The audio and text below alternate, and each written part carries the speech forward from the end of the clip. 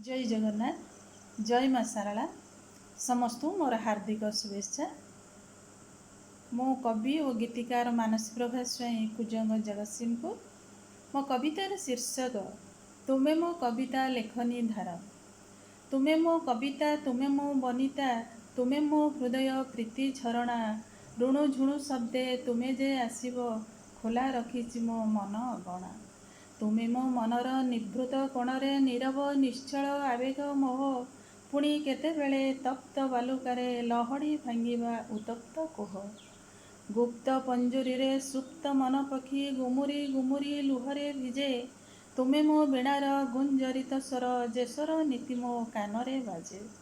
फुलेई फगुण चोरा बसंतरे तुमे मो मनकु मधुर कर।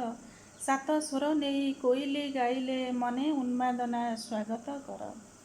आंब बौलर मह मह बास्ना हलदी बसंत सौंदर्य देखी।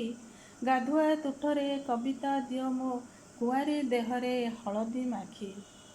फूल पसरारे जुई जाई हेना माधवी मालती रजनी गंधा।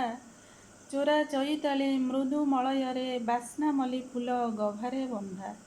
तुमे मो मनर राजकुमार हे आसी थाओ स्वप्ने घोड़ारे चढ़ी। स्वप्न परिधिर सीमा रेखा भेदी चाली जाओ पुणी संपर्क गढ़ी। लाज गहणारे आखि पता नई फूलर दोलीरे झुलई केते।